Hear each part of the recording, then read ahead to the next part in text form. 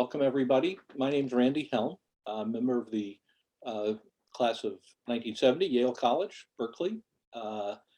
And I'm a member of the YAA Board of Governors, which is why I'm doing this thing tonight. We have a series of programs every Thursday night, except during the holidays. I'm going to let the co-chair of our committee, Jeff Feldman, tell you a little bit about that. But then he'll get back to me and we'll talk about tonight's show. So Jeff, take it away. Great, thank you, Randy, and welcome everybody. As usual, Thursday night, we call our must-see YALE. We've got all sorts of different good sessions and stories and shows we like to call in. We get a lot of regulars, so welcome back, regulars. We get new faces, which we love. If you can keep your face live, that's great. If you're doing other things, we understand. We try to make it interactive, so it's not so flat. You have questions, go in the chat, raise your hand. We like to ask the questions yourself, kind of mix it up a little bit. It adds a little bit of pulse to the show. These are the upcoming show we have. So we do have a holiday break, and happy holidays to everybody for next week and week after. And then we'll kick in again. You'll see us on January 6th for Yale Women in Government. That'll be a spectacular show, and then it'll just continue through the spring. In addition, if you're not already signed up, sign up for Cross Campus. Thousands and thousands of Yaleys have signed up. It's a great place to connect and build a community, ask questions. As I like to say, you get help, you give help. It's just really been a tremendous thing. And that link will go in the chat room as well in a few moments. So I tell you to take that down. Thanks for joining. And we're going to go back to Randy, and we'll have a great show. Have a great night. Great. Thank you, Jeff. So let me introduce Rodger Kamenetz. He is a classmate of mine. He was across the street in Branford, Yale College 70. Unlike me, he's led a very productive life. He is the author of 14 books of poetry and prose. And his most recent books of poetry were published in 2018. That was Yonder, and 2020, Dream Logic. He's also the author of a nonfiction book, including an international bestseller, The Jew in the Lotus, which was published in 1994 by Harper and became a PBS documentary.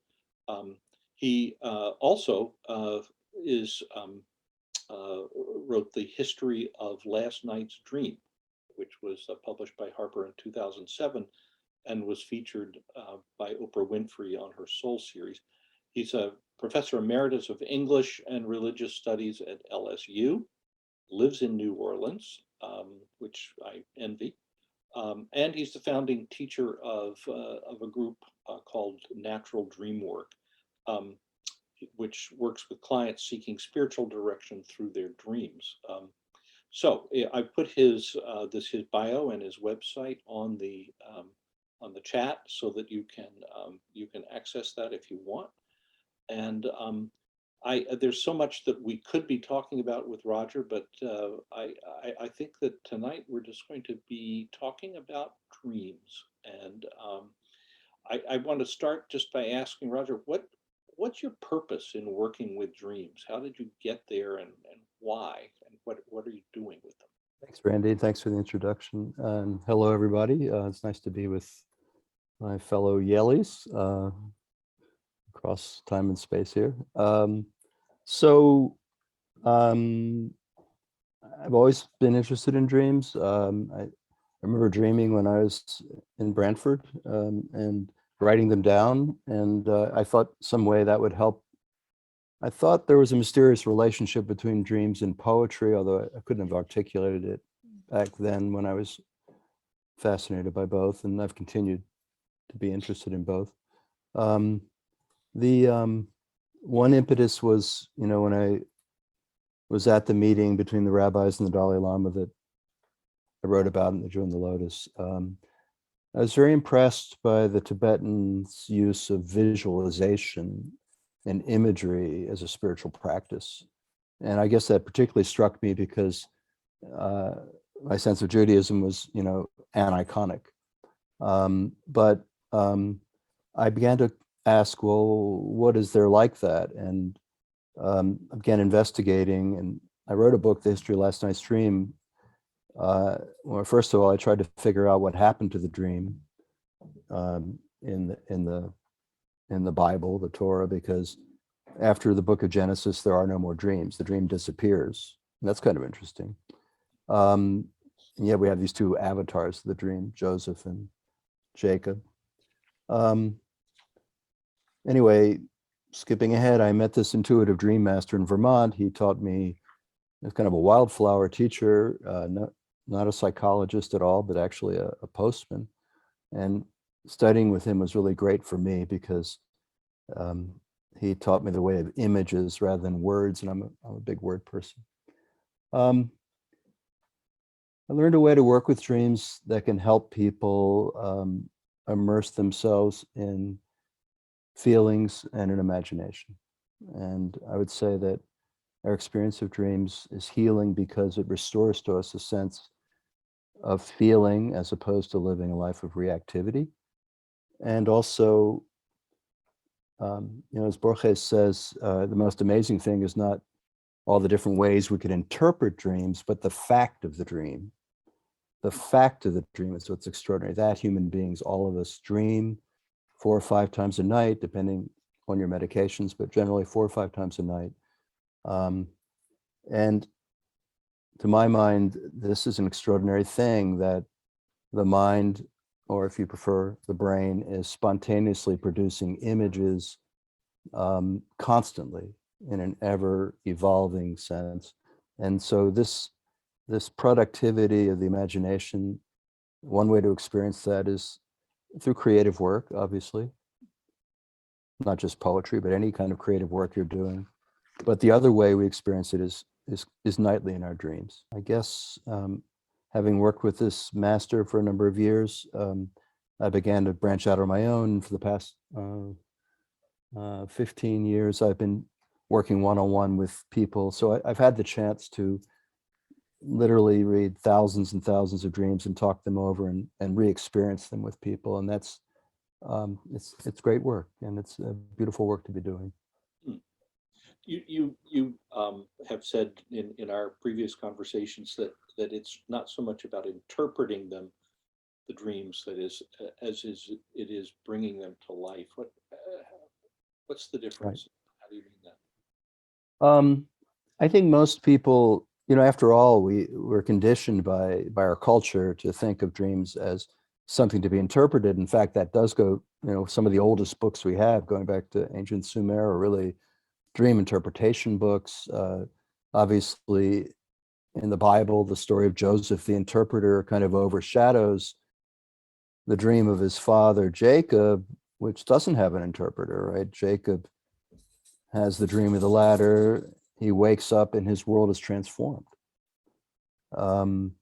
I think that's a more primordial dream, but the notion of interpretation is so associated with dreams, and obviously reinforced by Freud and Jung, that seems to be the go-to response, that we're supposed to interpret a dream. I would liken it to this. Let's say you're in a beautiful redwood forest in California, and you're just soaking in the quiet, and the duff is on the ground, and you're looking up into the canopy of redwood trees. And someone comes up to you and says, "What does the tree mean?" Right? How do you interpret that tree? And you'd say, "What? I'm having an experience of the tree. I'm not I'm taking it in. I'm feeling it." And that more existential, phenomenological approach to dreaming is really fruitful. And so what we try to do with people is, instead of try to wean them away from the habit of interpretation and ask them in the sessions to re-experience the dream. And we can slow the dream down, we can stop the dream, give it more time, to give people the possibility of feeling the images, feeling the imagos. In other words, in dreams we have persons, which technically are called imagos, or we have things, which are technically called images. And there's a way to try to give some examples of that. But The see, yeah, I guess what I'm hearing, see if I'm hearing this right, is that it's, and you and I were talking earlier about how dreams, we tend to think of them as stories, right. but that's not what's so important as the feelings that the dream generates, whether that's fear or pleasure or grief or whatever. Yeah. Can you tell us a little bit more about why that's the right place to focus and how that can be helpful? Well, we try to make a distinction. When we were in Dharamsala, the Dalai Lama had one question for the Jewish delegation, which has stayed with me since that was 31 years ago, but I've never forgotten the question, which was, how does your tradition deal with afflictive states of mind?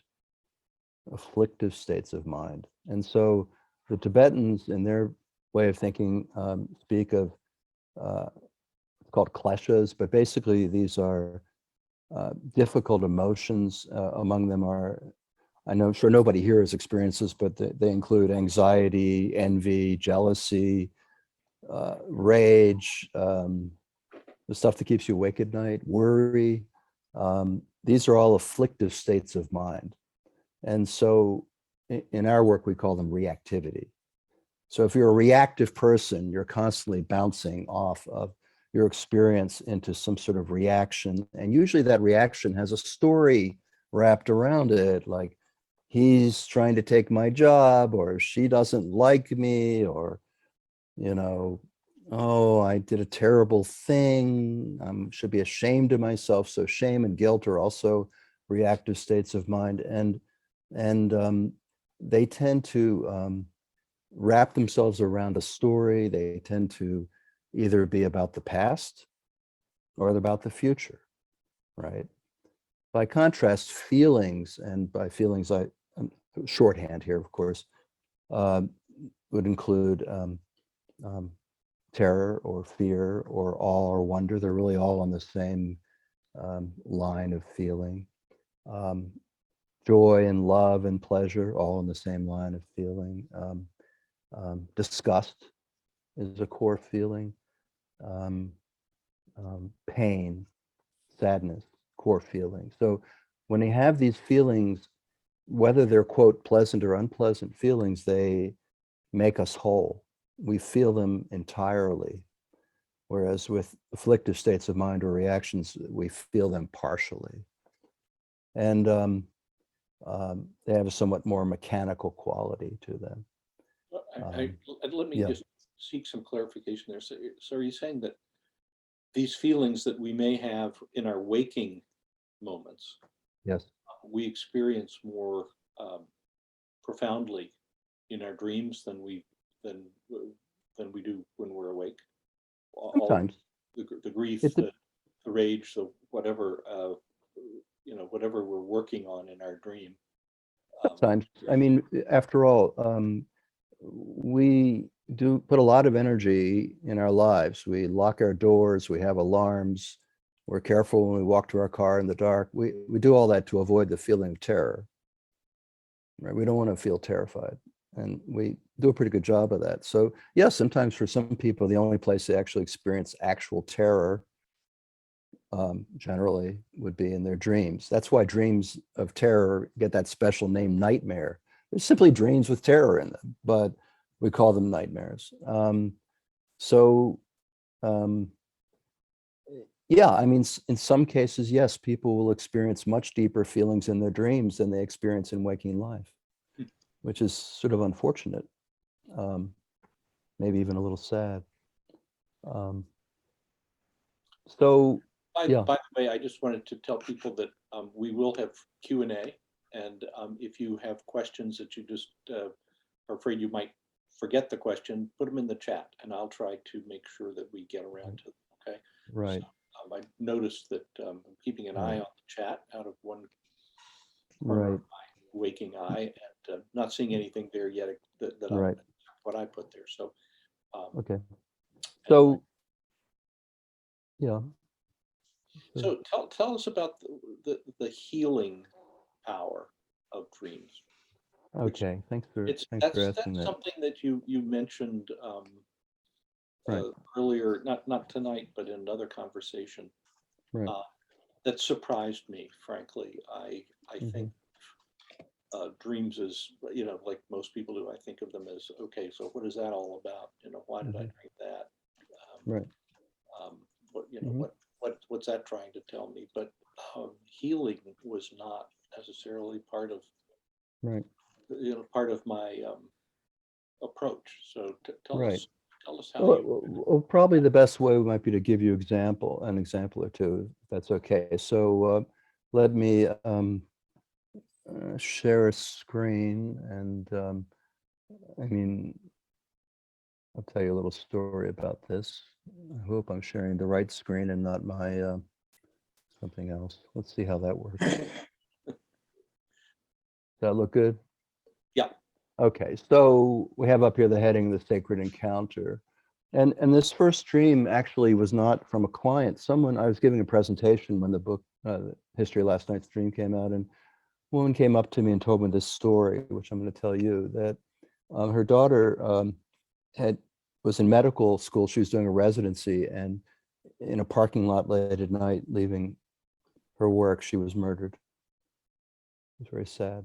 So this grief was so terrible for her, and um, she'd really been mourning her for a very long time. And one night, she said she had a dream, and she dreamed that she was at a funeral, and she saw her daughter inside a coffin.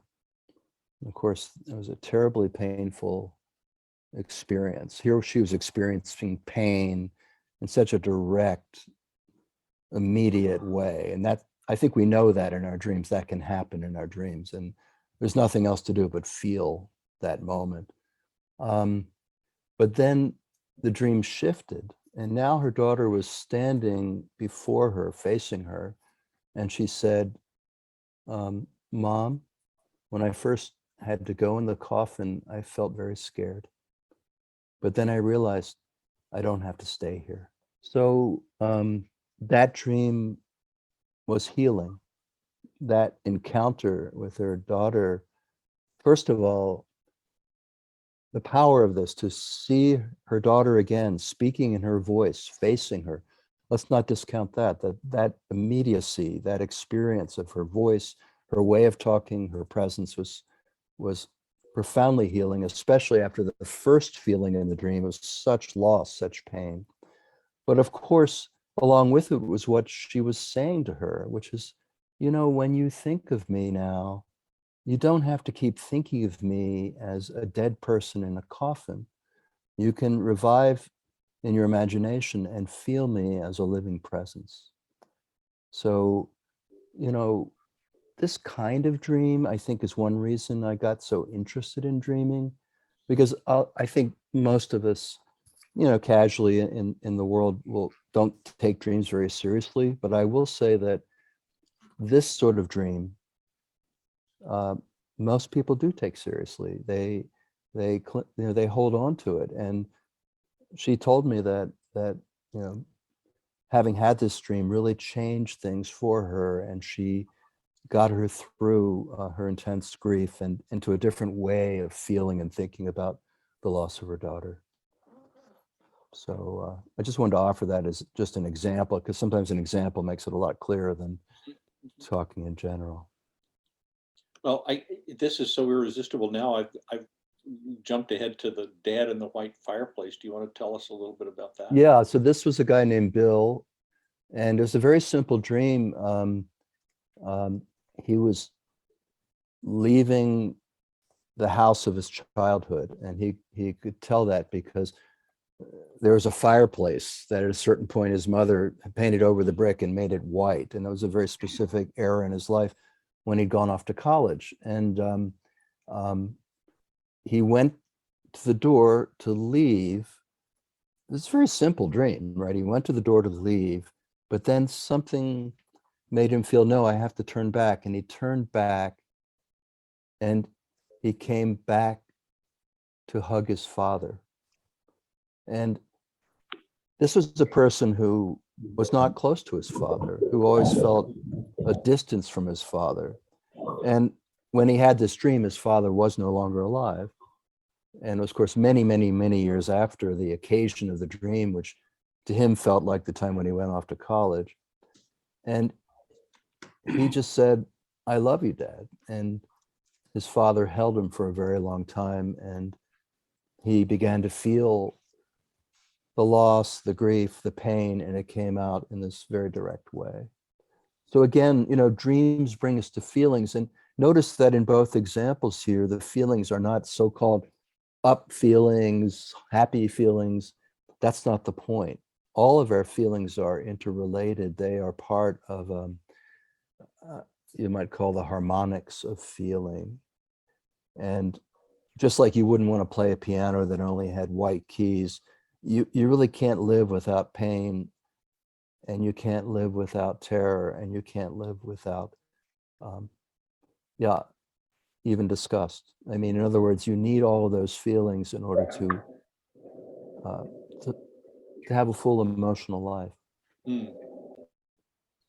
And this is healing. This was healing for Bill as well, to because maybe he hadn't expressed his affection to his dad as much as he had wanted to. Yeah, I think yes, I think he had done some, but I think he felt it was like a chance to continue the conversation. I think, really that the dreams that we have of our dead, they're not always good dreams in this sense. Like these two are good examples. I mean, for instance, I had a client, I went through with her, and her husband got sick, and then eventually he died, and the dreams really were carrying her through that. It was such great support.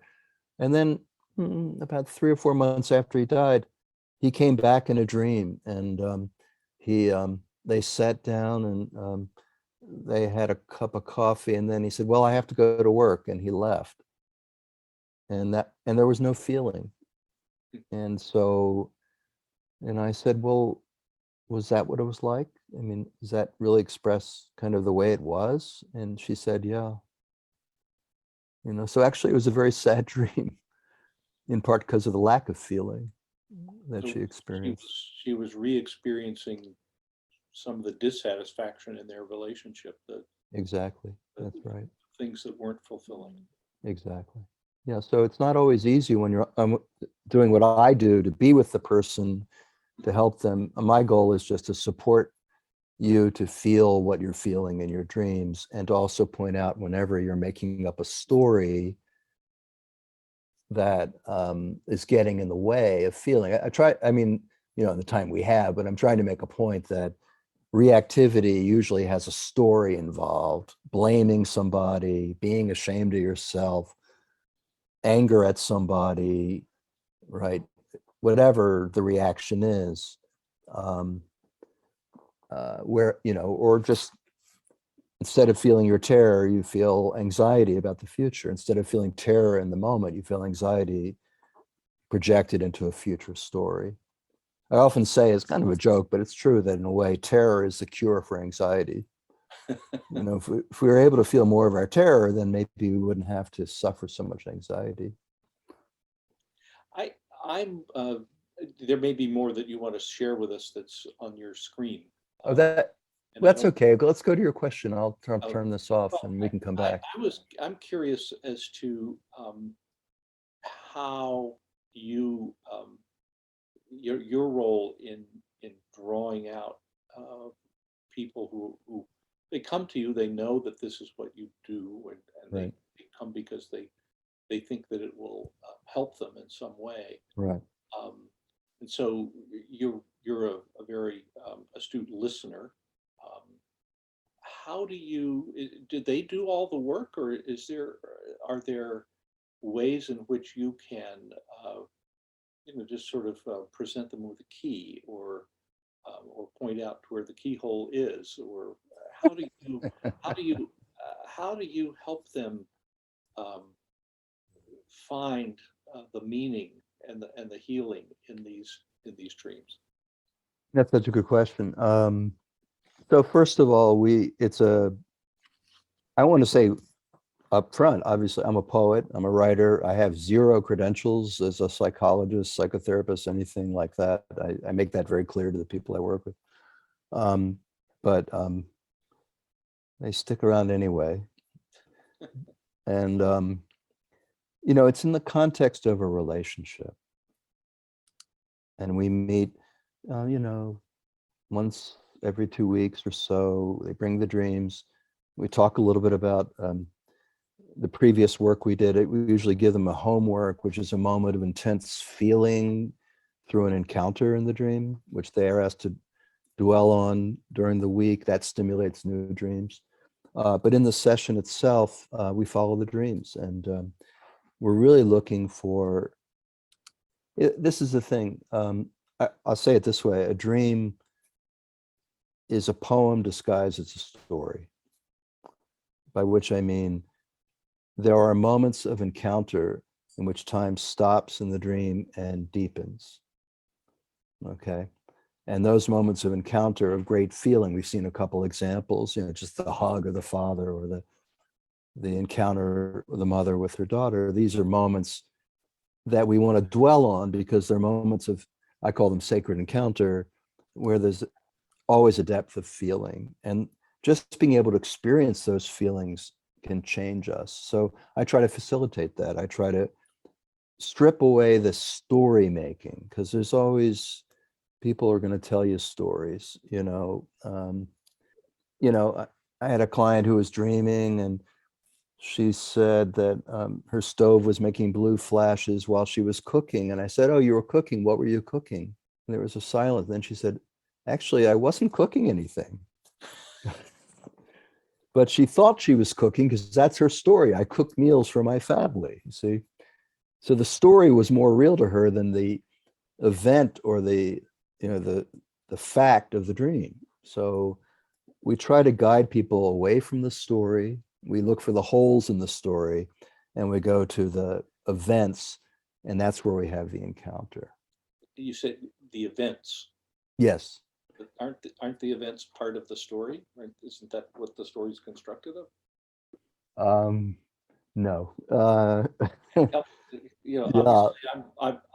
I need to be instructed here. I don't think I want to instruct you, Randy, but just to say that what I mean by the event in the dream, as opposed to the story making of the dream point of view. An event is something that is seen or felt, tasted, is immediate, right? A story is a supposition, maybe a background. I'll give you a quick example. Someone had a dream, and she said, "I killed somebody, and the body was in the back of the trunk. And then I saw a blue light flashing in the mirror, and it was the police. And the police came and stopped me and got me out of my car. And I knew that they had caught me. And I was really scared, but I also was nervous that they were going to open the trunk." Okay, that was the dream, more or less. So I said, "Well, you say you killed somebody and they're in the trunk. Do you remember how you killed the person?" "No." "So did you use an axe or a gun, or how did you kill the?" "I don't remember." I said, "I see. How did you lift the body and put it in the trunk?" "I don't remember." "So did you actually see yourself kill somebody and put that person in the trunk?" "No, actually not." "So what's the first event in the dream?" "Oh, the blue light flashing." Maybe that explains what I'm saying, that dreams can help us distinguish between, roughly speaking, imagination, which emerges spontaneously, and fantasy, which always has an ego involvement, which has there's something in it for us when we have a fantasy. Now you might say, "Well, what's in it for her?" Well, she has a lot of guilt, so she likes to imagine, fantasize that she killed somebody. The dream is right. The event was I'm getting caught. Right. And so I killed somebody, but right. It's not who I killed and why and all that. But right. But actually, if someone opened the trunk, they might have found nothing in there. Right. That might have been the point. I mean, she didn't get that far in that particular case, but But I imagine usually police in dreams are trying to help you. So probably that's what they would have gotten to, but it didn't happen that way. Does that make sense, Randy? I didn't mean to Yes. instruct you, but Yes, it does, because the intense feeling that your mind or your brain or whatever it is trying to work through it will summon up some sort of an experience that would evoke that feeling, I guess. Is that right? So well, I think in her case, she wasn't able to have feelings because she was caught up in this story. She didn't really have what I would call feelings. She had reactions. She was, in this case, she was caught up in a guilt reaction that she built a story around to make sense of her guilt reaction. well, So I she mean, had an affliction of guilt. Don't you think guilt is an affliction? I've been pulled over by the police before, and there is Oh. a very intense emotional reaction when that happens. What is Right. going to become of me now? Right. And Sure. hey, and I'm Right. white, so I can't imagine that it wouldn't be much more intense if I were a person of color. Well, we can't always, we want to just stay. What I want to do always is stay with the fact of the dream. And everything you're saying is certainly true. But what I'm asking is, well, what was your experience in the dream? What was the phenomenology of the dream? What happened in space, time, and feeling in the dream as it appeared to you? And that's different. That's through the senses. Okay. That's different from some story in your head that the dream point of view has about what's going on that may or may not be true. Usually isn't. We're getting some questions now in the chat, and Cool. I'm going to ask Annika Lee. Why don't you say it? Why don't you read your question or speak it to Rodger, and see. Sure. Hi. Sorry, I'm calling in from work, but for once I'm working from home, so I can come on camera. Um, I'm in Tokyo. I was curious, what is your approach for people who feel dreams might help or occasionally have ones that are very intense but don't consistently remember them, and so maybe find it hard to work with a pattern or to, come back to you a week later and say, oh, this is how it developed. Right. So Annika, thanks for the question, and hello, Tokyo. I wish I could be there right now. The one piece I think I already mentioned, that usually in the session we come to a moment of encounter that's intense. I never give a person a reaction to dwell on, but I always give them, if we have one, a feeling to dwell on, if we can get to a feeling. And amazingly, just by spending, I don't ask you to, it's not a meditation, but you just sort of drop into it for a moment, drop out of it. You just by staying in touch with it throughout the week, or usually 2 weeks or whatever distance is, it stimulates new dreams.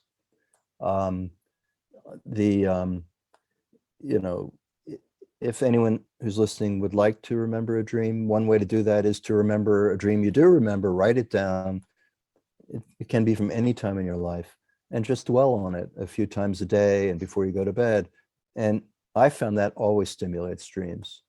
Now, I'm going to plug my book and say that a lot of people who read the history of last night's dream also have told me that they dream a lot after reading it. I don't know if that's true, but that's nice of them to say. So, thinking about dreams, thinking about powerful moments from one of your dreams is a good way to remember. And it works pretty well. It's true that we have a bit of a dream drought. In some cases, if you're not paying attention to your dreams to begin with, you're not going to remember them. But if you get a notebook, or however you like, I use my iPhone now, and just write down whatever you remember. It doesn't have to be a full CinemaScope story. It could be like crickets, the word crickets. It could be a sound. It could be a single image. But if you keep accumulating this, I guarantee that pretty quickly your dream life will come back to you. So it's like anything else. You have to give it a little, you have to prime the pump a little bit, and it'll come back. And I said in my book, it's like being alive twice. I mean, to have a dream life and a waking life, that's great. You have two lives. So why not? I hope that answered Great. your question. Was Yes, that thank you helpful? so much. Sure. You Thanks had for a your question. too, that you wanted to put out there. Jeff Feldman. Yeah, thank you, Randy and Rogers. Fascinating stuff. Actually, I had two questions based on what you've done. My first question actually ties into the discussion we just had. And the second question, if I'm allowed to ask a second question, you'll tell me at the end of the first answer. But on the first one, the framework, as I get a little bit older and hitting sleeping issues and all that sort of thing, we chatted before we started, and I'm not. And so, a little bit of a student of reading sleep issues and so forth. And one of the things I've read, the different stages of sleep. And I thought I had read that, in particular in REM, you don't remember your dreams from your REM state. It's the other lighter sleep states that you tend to remember dreams in. So A, I just wanted to know to corroborate that, if that was your understanding, and B, if so, we're kind of missing a bunch of dream inventory, right? If we can't remember those particular dreams. And the last aspect on this first question, this is still the first question, by the way. Typically, again, personal experience, I think other people experience it. There's a moment of culmination of something in a dream. You wake up from the dream, right? So you maybe remember that last moment of the dream because that's what made you wake up. So if you could talk about that, and then I just wanted to share one other personal thing from your other stories, but I'll be a good listener. Well, the part about sleep studies, I when I wrote The History of Last Night's Dream, it came out in 2007, so that's quite a while ago, and I've had a lot more experience. I did look into some of that, and at that time, my understanding was that REM sleep was the stage where we were having dreams. But I understand that's gotten a little more complicated now. I'm not au courant with where they are with it. The sense of, and this goes back to the notion that what's important for me in a dream are feelings and encounters with people, or encounters with the dead, encounters with loved ones, encounters with monsters, encounters with archetypes, encounters with lions. These are really important in dreams and carry a lot of feeling. If we think of a dream as a story, then we're worried, oh, I forgot what happened here or whatever. When I look really closely at the phenomenology of dreams, I notice that they really aren't stories. They really are a series of kind of dots, little moments, boop, boop, boop, like pearls without a string, that later we string together in our minds as a story. And that's why people are always saying dreams are weird stories. Well, they're not supposed to be stories. They're actually supposed to try to bring us to moments of deep feeling. So in that regard, if you don't mind me interjecting, so the common dream, taking the exam, but I'm not wearing pants, then I'm running. Like, you discount all those, forget all those, or is it just no, I don't discount any bad pizza? I don't discount any dreams. No. I mentioned that. Let me give you an example. Let me put one up, and I think that'll help. Okay. Yeah. All right. It's kind of a simple dream. So I'm going to share it, and if that's okay, because it's always easier for me to just give an example than to try to, Can you see this dream, the blue egg? We don't see anything yet. Oh, hold on. Don't see anything yet. That's a common experience with me. Okay, can you see it now? Yes. Okay. So this is a woman named Alice. The backdrop simply was that she was at a retreat somewhere, and she's usually quite anxious, but she was having a good time, and she had this dream. So the predicate of the dream in the beginning was, I was in Mexico. I was sitting across from Anna, my roommate on the trip, and there were square wooden stools with cane tops. That's interesting, actually, the level of detail. That shows that her senses, her eyes are open, that she's actually taking in the events of the dream. It's an event in the dream that there are these stools with cane tops, you might say. Now comes a real event, an encounter. A big, beautiful chicken came, black and white feathers, got under the stool and laid a giant blue egg. It was as big as an ostrich egg. It was just gorgeous. And when I spoke to her in the session, we dwelled on that moment and her feelings. It was just a sense of excitement, of wonder, almost like childlike delight. And the fact that the chicken had come under her stool and laid this, all of this was wonderful, wonderful, gorgeous. So we see her in the beginning of the dream in feeling. She's in feeling.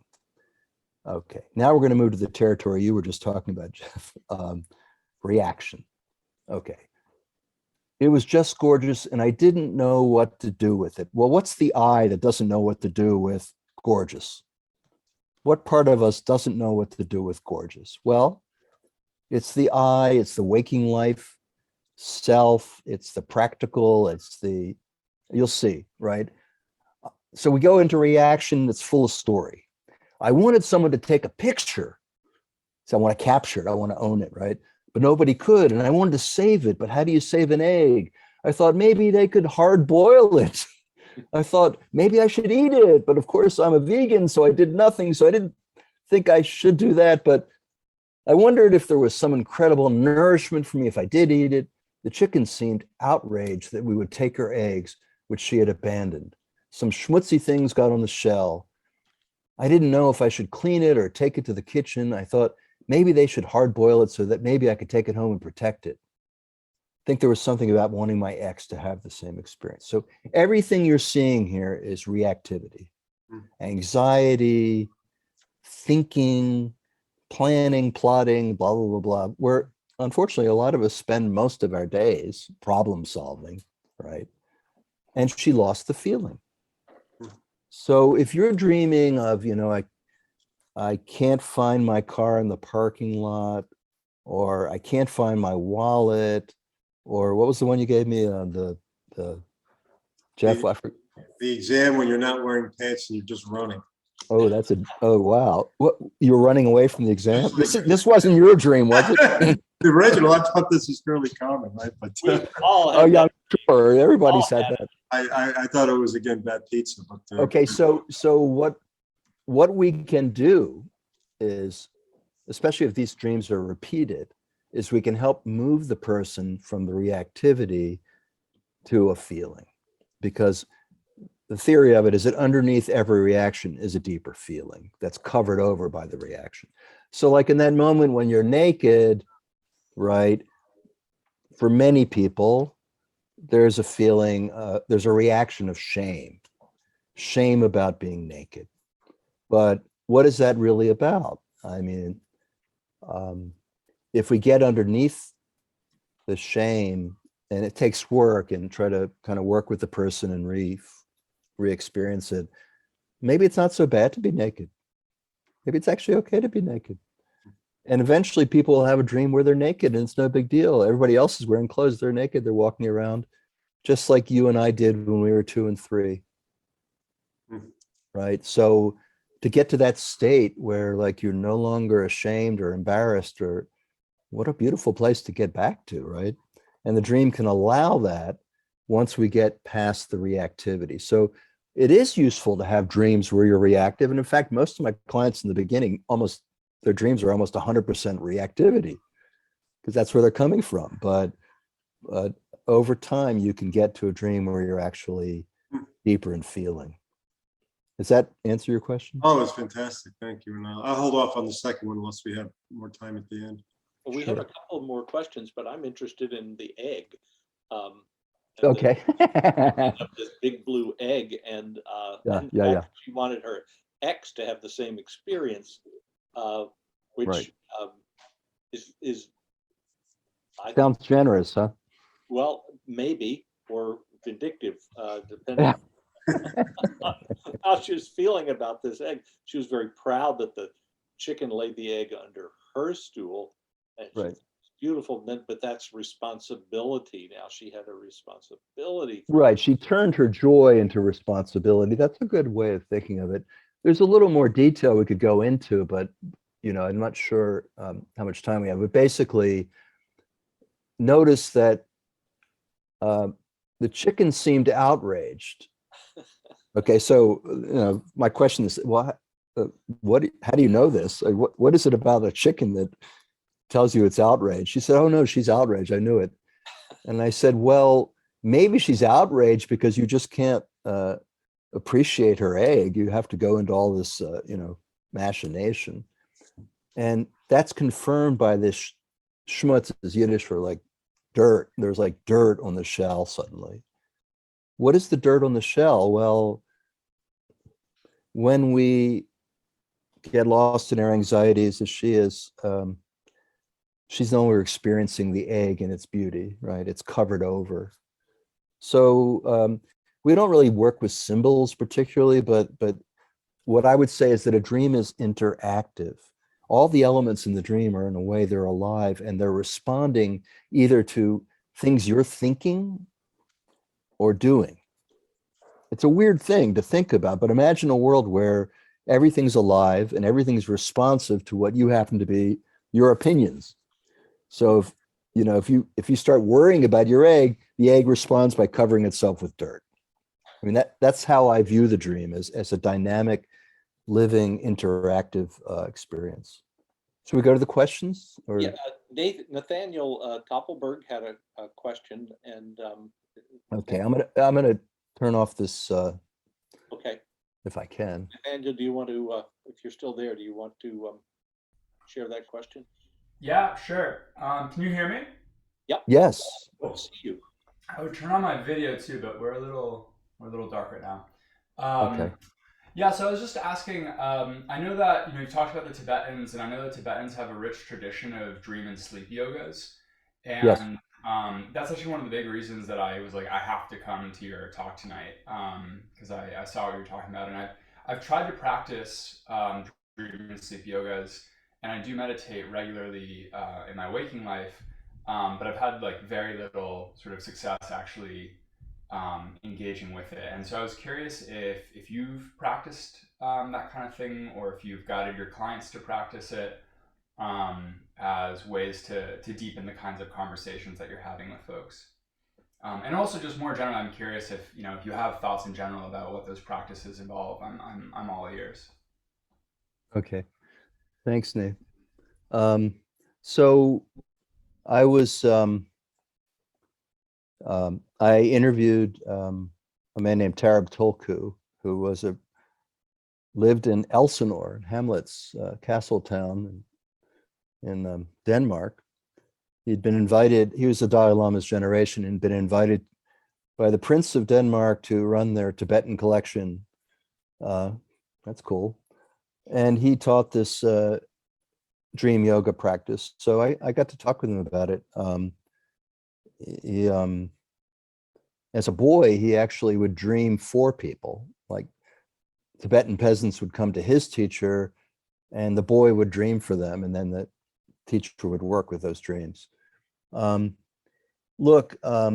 Tibetan dream yoga is a practice that comes out of, it's for people who already have a stable meditation practice. And the Tibetans are wonderfully pragmatic, and they say things like, well, this way you can meditate for an extra 6 hours a day, right? You can meditate when you're awake, and then while you're sleeping, you can meditate another 6 hours.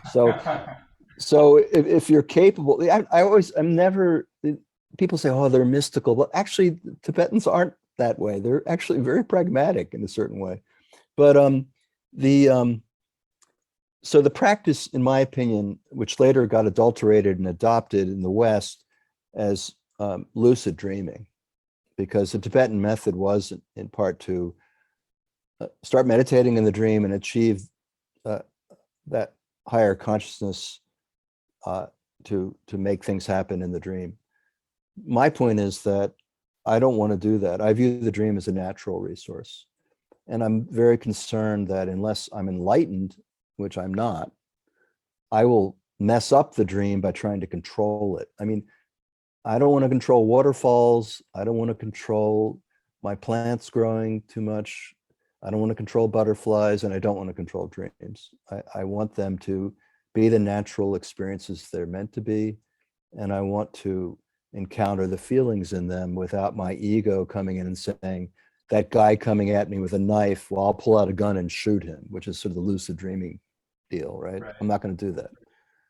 Maybe the guy's running at me with a knife because I dropped the knife. Maybe he's running at me with a knife because I need to experience terror. I don't know. I don't want to think I'm smarter than the dream. Right. Can I ask a follow-up to that? Yes, of course. So yeah, I feel very aligned with what you just described in terms of the dreams as a natural resource. I guess something that I know but I don't experience in my own practice is like this idea that the Tibetans talk about, that in dreams where we're experiencing intense emotions, the afflictions that you were talking about, it's Yes. kind of like we're wandering in a delusional state, like wandering in samsara, wandering in a state of suffering. Yes. And so I wonder about that aspect of things. I've also heard some therapists talk about how they sometimes question whether it's helpful to have a client talk on and on and on about a difficult experience that they're having, because sometimes the understanding is that the client is getting stuck in that sort of cycle or circle of storytelling, or maybe not even storytelling, honestly, just like an emotional cycle that they're kind of stuck in. Right. So I wonder what your take is on that aspect of dreams, kind of Right. in what ways they're sort of repeating a cycle and not necessarily helping us heal and move to a new state of being. So just quickly, I want to put out, you know, that some people have trauma, profound trauma. And when that trauma layer happens and comes up in dream work, I often refer them to people who are experts in trauma. So in those cases, it may not be useful to go over the same dream over and over again. But if the dreams are moving, that's different. By moving, I mean moving from reactivity to feeling. And in the beginning, it's painful, as you mentioned, to see your delusions fall apart, to see that your idea of yourself and your opinion of yourself is not backed up by the dream. The dream is showing you that you might think you're an honest person, but in the dream you lied. And I always say, well, why do you lie like that in waking life? And usually after a while, it turns out, yeah, the guy does lie like that in waking life. Are you having an affair? Because in the dream you're having an affair. Oh yeah, I'm having an affair. Okay. So dreams are incredibly honest, and that's great, but it's not always easy for people to face their lies and delusions. And it's certainly not easy to break the habit of story making, because as I view the ego or the I as a story making mechanism that wants to run, keep running, as you said, on and on and on. Fortunately, in this work, I don't do that. I'm not doing the kind of psychotherapy, often popularized on TV where you're talking things over. I go to the dreams. If the dreams bring it up, we talk about it. If they don't bring it up, we don't talk about it, because I want to work with the dream and what the dream brought. I personally feel our imagination, the dream imagination, is much more profound in making providing a point of view about our waking life than our usual thoughts and opinions. Right. In fact, I'd be more radical and say that instead of the usual thing, which is to interpret dreams from the point of view of waking life, I would like to interpret waking life from the point of view of the dream. That's by which I mean this place of feeling and depth that we can get to. We don't get there right away. It takes time, and it takes really a lot of love between me and the person to support that person, first to face the delusional reactivities, and then secondly, to come to feeling. And by the way, feeling isn't all fun either. When you feel great joy in a dream, you also often feel great pain, right? It's, terror is not fun to feel. Pain is not fun to feel. And yet our dreams want to bring us to these profound, deep feelings that we have so we can become more whole. Right. We have three questions, two hands up, one chat question, and 4 minutes. So I think we might run a little bit over if that's okay. I don't think Okay with me. I'll run out and put a few more quarters in our meter so that we can run over if we have to. But Moshe Usadi had a question about dreams Okay. Moshe, are you there? And would you like to? Yeah, I'm on my husband's account. Okay. So, my name's Adrian. Hi, Adrian. Hi, how are you? My question is, what do you do when, and I'm just assuming you've encountered this, where a patient has a dream and then it comes to fruition in reality? Do you put weight into that? Do you say, well, it's the subconscious putting pieces together, and then the person, has intuits it into what may be seen as a foregone conclusion? Mhm. What do you make of those, and what do you do with them? I'm going to try to answer your question, Adrian. I always feel when I hear that question that there's some story behind it. I'd love to know, but I'm not going to out you right now. But let's just say that yes, I think I know a dream for some people can have premonition, and there may be many explanations for that. I don't do the metaphysics.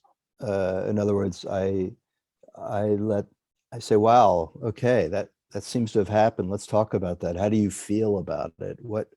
But I feel like it's up to each person to decide for themselves what reality map they want to make that takes that into account. I'll give us slightly different example. It might give you an idea of my approach. For instance, when we do dream of the dead, they come into our dreams. I'll even say, this person has made a tremendous effort to come into your dream, right? And the reason I say it that way is I want people to really experience what they're already experiencing, but more deeply, that this is intentional, that this was meant for them, and so they can actually have the experience for themselves. But like I say, I work with clients from, skeptical libertarian scientists to deeply religious Buddhists, Jews, and Christians, and everywhere along the way. And yet we all work together very well because we go back to the feelings in the dream. And, even in the case you mentioned, I still would go back to the feelings in the actual dream, even if the dream also had a prophetic character. I still would be interested in knowing, what did you feel? Who did you encounter? What happened? Those are still going to be my questions. Okay, and that's where I guess I was kind of going with this. And yes, as you said, there's definitely a story behind this, but maybe you'll share it with me offline or something. Absolutely. Just, I don't want to, I know there are other people that have questions, if there were more time, I wouldn't mind sharing it here, but that was kind of my question, is where do you find those feelings? And would love to share that dream with you, only because I guess I don't see in this specific instance where there were feelings, if that makes sense. So right. You're saying you still can find those feelings in there regardless. Well, I'm looking for the feelings, but I do note that in some cases, instead of a feeling, there's a reaction, which I view as a displacement of feeling, or there's no feeling. I mean, that's also quite profound in a dream. That let me, a simple example, someone says, well, I dreamed a tiger came into the room, but I didn't have any time for it because I had to take a test. Mm-hmm. Well, my question would be, well, you're seeing a tiger. How far away are you? Oh, 2 feet. I said, well, don't you feel anything there? I mean, I would feel terrified. Right. Wouldn't you? So sometimes what we note in a dream, quite often, I mean, many of us have become very numb. So dreams will show us that. Oh, I don't have the ability to feel. I've lost the knack of feeling. And maybe the dream is trying to bring me back to that. But I refused it. I got to take my test. You know, I had a client who dreamed she's driving down the street in New Orleans and there was a 9-foot giant, naked and beautiful, she said, lying on the curb. I said, did you stop? I mean, this is a rather unusual thing. She said, well, I had to get to work. You know, and that's really telling us, yeah, this is how you're living your life in waking life, right? You're driving by the miracles. So the absence of feeling is also very significant. Okay, that's really interesting. Thank you. Let's, if we don't mind taking a few more minutes, Alexander, you've had a virtual hand up for a while. Do you want? And that hurts. Your virtual arm must be exhausted by now. So, thank you. Yeah, thank you so much for this presentation. So you touched on this in the notion of how the dreams can begin to break down our delusions. Mhm. And what fascinates me about dreams, I often have this uncanny sense that the dream knows more about me than often I am comfortable with it knowing. It sees things about my life, my being, and it sometimes I have a feeling of shame at being seen in that way.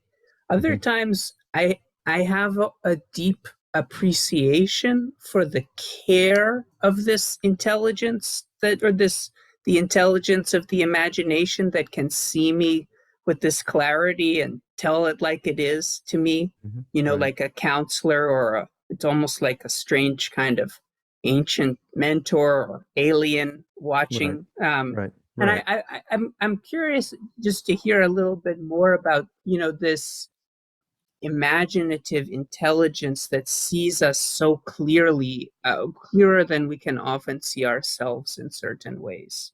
Right.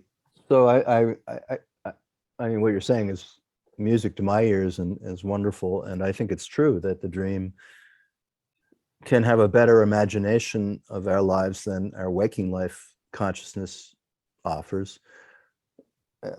We could say it this way that, there's the persona that we have, which is the role in life, which is a very narrow aperture. I'm a doctor, I'm a lawyer, I'm a husband, I'm a wife, I'm a father, a brother, whatever. We have the ego, which is also a fairly narrow aperture. And then there's this light, essentially, that the dream is offering, which is huge and of great depth. And it even has the capacity to, the dead and the living meet there, the past and the future meet there. I mean, the dream space itself is of great imagination, of primary imagination. And we haven't talked at all about what I call the angelic or the archetypal or the encounters with some beings in dreams who, presences who seem to have a quality of being teachers, tricksters, and so forth, who can come to us and really move us so deeply. And sometimes I think of them as, in a sense, the personification of the entire dream itself. That is, they almost as if the dream can speak, the dream as a whole can speak through these people. But we don't get to those kinds of encounters usually until we've done a lot of work of purifying these afflictive states of mind. Because, if one of these teachers comes up to you and you're still reactive, you might run away, or you might diss them, or you might say, oh, well, could I have your business card? I'll get in touch with you later. Or, there's all kinds of ways we might, avoid the encounter. So we have dreams of what I would call missed encounters. But the the possibility of experiences of wonder and awe, which again I view as on the line, you know, they're like undertones or overtones of fear and terror, right? So wonder, awe, reverence, fear, terror, they're really the same chord, right, of feeling. But the possibility that dreams can give us such feelings of reverence and awe. And that's not only that, but if we could live our lives from the point of view that that gives us and begin to experience that in waking life experiences and encounters, then dreams truly have transformed our consciousness and improved our lives. Zarko, you have a question. You've had your hand up for a while. Let's Oh. take the last one, and then I want to wrap this up. Okay, my question is kind of practical question. I don't dream at all, or if I dream prosaic things with no highlights to it, from which I can kind of start the point or remember it or write it down or whatever. I will dream, the shopping for eggs on supermarket, and there is nothing remarkable about it. And so I have to read your book to get into that mood and find something in my dreams. However, I don't have any problem to get into what I would call voyages. I read about it, about shamanic voyages or something like that. Basically, I can listen to the music or to drums, put it on, and I go through the door if I want, or through the tree or whatever it. My special, I prefer to go through the Porta del Paradiso in Florence, getting through, the doors open, and I'm in New World, and the things which happen there are most of the time surprising to me because I don't expect them. Some strange things happening. Grandfather, whom I never met, never talked, never, it's there in the shape of the bird, and he's telling me, find my grave and make mass on that grave. Oh, I see Bororo Indians dancing like a skeleton there. Now, my question is this one. Do I have, to take those voyages seriously as dreams of some kind of healing process or something, what they talk to me, or should I still insist on reading your book and interpret my dream instead of these voyages? Thank you. Well, naturally, you should read my book, but but I mean, it's some people.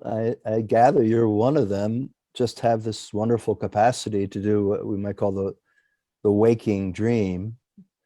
And I actually studied with a teacher. I describe it in the book in Jerusalem. Her name is Colette, and she had studied with a French master of what they call the Rêve éveillé dirigé, the waking, directed waking dream. So Jung, in his Memory, Dreams, and Reflections, apparently writes about, and also in the Red Book, talks about his ability to do this. So to me, you have a great gift. I of course, I would take it seriously, especially as you noted, if you're being surprised. That seems to me the key, where it's not you're not controlling the experience, but you're being surprised. That's very important. When I heard that, I thought, yes, this is it's not a self-serving fantasy, but actually it's an experience. So it could be just this is how you access what I would call primary imagination, or what Coleridge calls primary imagination. Seems like a wonderful thing, but I hope you're taking note and writing down and remembering, and then it could be worked with if yes, I think that could be worked with. It's unusual. I don't know many people who can do that, but God bless you if you're one of them. That's great. I mean, that sounds terrific to me. Maybe that activity is affecting your dream life. I don't know. I don't think it's a concern. Thank you. Yeah, it seems beautiful to me. That's a great place for us to end up. I like the contrast between Zarko's dream about going to the supermarket and shopping for eggs, nothing remarkable, which is Right. pretty much describes what most of my dreams are like. But then this Yeah. fantastic dream Right. surprised him in all sorts of ways. That Right. sort of covers the waterfront. But I Yeah, just, I mean, Rodger, I just want to say that these so-called banal dreams actually do have profound feelings, but it takes a little work to get to them.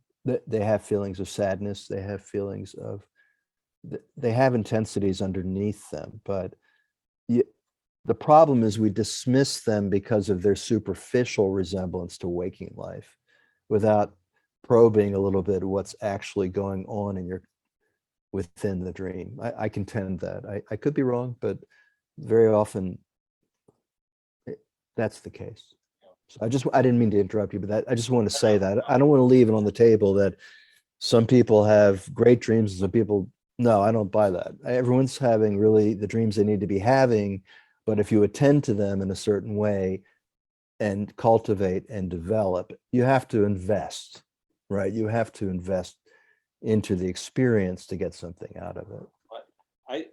I'm still struck by the dream of the woman who's driving to work and sees this beautiful, unusual giant lying by the side of the road, but I have to get to work. So, Right. Well, so there's sort of the meaning of these boring dreams for me. yeah, but what we I gotta get do, all this filing done, so. what we do with that is to say, let's stop the car and let's look at the giant out the window. Can you see him? Yes. What is it like? That's nice. Can you get out of the car? Okay, get out of the car. Can you take a couple steps closer? What are you feeling? Fear. Oh, okay. Now we know.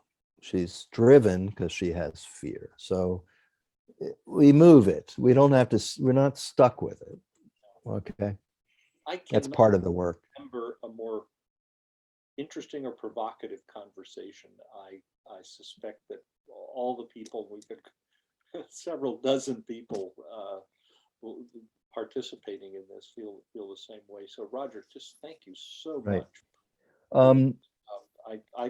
I for one am going to be proposing one of your books to my book club because I think it's something we. Okay. Can I put my email here if anyone wants to get in touch about doing this work? Yes, I'd be put that happy. in the chat. All right, just put it in. It's just Dream Tiger Gmail, but or just get in touch with me if you want to say hi. I just feel wonderful that I had a chance to. I don't always get a chance to be with my fellow Yaleys, so it's kind of cool. It seems like a really nice group. So thank you all for putting up with me. And thanks to all of you from Tokyo and everywhere else that you're coming in from. So we're going to take a break from Must See Yale for the holidays, but we'll be back January 6th, I think. Yeah, and everybody come back and join. And Rodger, you're welcome to come with us every Thursday night. You know what you said about the Yale community. That's what this is about. And we're all enjoying it. So thank you. I can't wait to go to bed and see if I'm gonna have some dreams. Yeah, you will.